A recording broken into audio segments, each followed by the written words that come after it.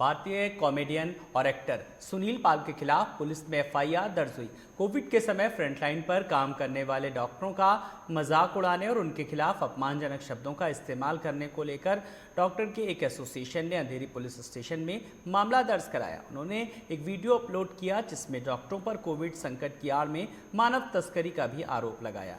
Viral हुए video में सुनील पाल कह रहे हैं कि डॉक्टर भगवान का रूप होते हैं, लेकिन 90% डॉक्टर लोगों को डरा रहे हैं। मरीजों से धोखाधड़ी की जा रही है, गरीब लोगों को डराया जा रहा है। फिलहाल सुनील के खिलाफ अंधेरी पुलिस ने कई धाराओं के तहत मामला दर्ज कर लिया और आगे की जांच में जुट गई। और आपको बता दें कि सुनील पाल ने फिलहाल हाथ जोड़ करके माफ़ी भी मांगी। उन्होंने वो फोटो भी सोशल मीडिया पर शेयर की है।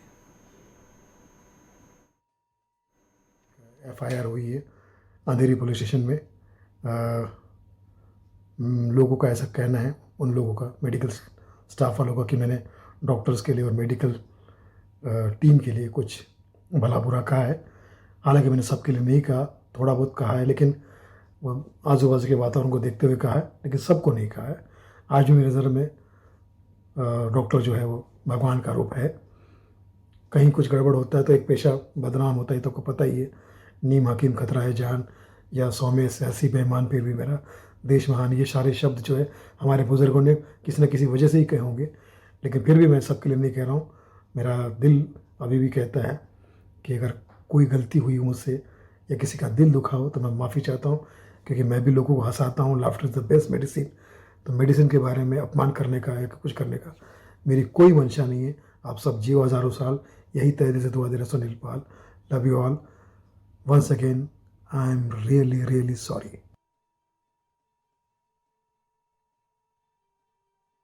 पश्चिम बंगाल में चुनाव का रिजल्ट आने के बाद हो रही हिंसक घटना के खिलाफ मुंबई में भाजपा के कार्यकर्ता अलग अलग जगहों पर प्रदर्शन कर रहे हैं।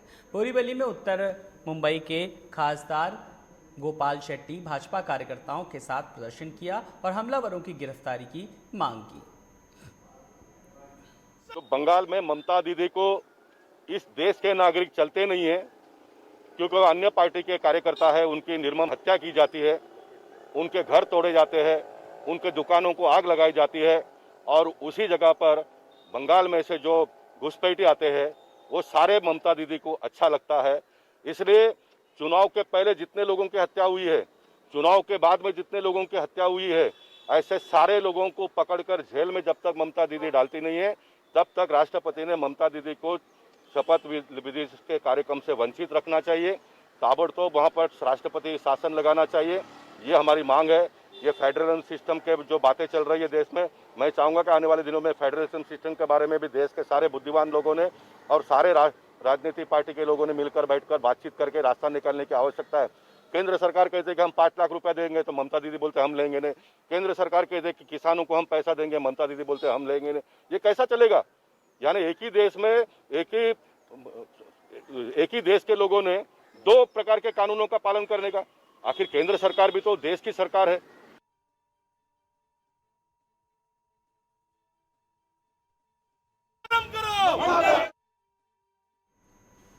पूरे देश में कोरोना कहर बरपा रहा है। फिलहाल 12 राज्यों में कोरोना वायरस के उपचाराधीन मरीजों की संख्या 1 लाख से अधिक है, जबकि 7 राज्यों में ये संख्या 50,000 से 1 लाख के बीच है। शुक्रवार को स्वास्थ्य मंत्रालय ने कहा कि देश के 24 राज्यों में फिलहाल 15% से अधिक संक्रमण दर है और 9 राज्यों में ये दर 5 से 15% के बीच है।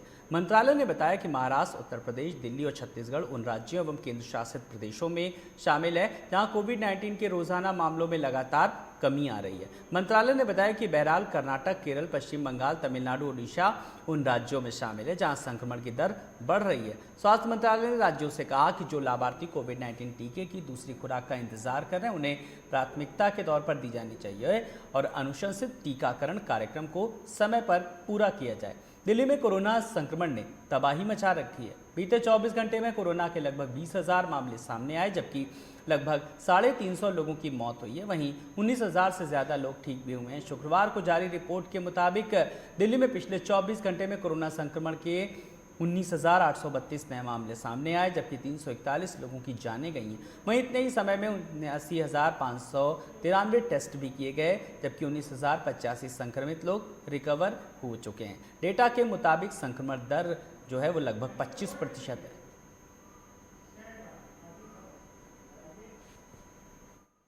तो कोरोना से पूरे देश में किस तरीके से लगातार हाहाकार मचा हुआ है, लेकिन रिकवरी भी लगातार हो रही, ये कहीं ना कहीं थोड़ी राहत की बात है। आगे बढ़ेंगे। राजधानी दिल्ली में बिगड़ रहे हालात को देखते हुए दिल्ली सरकार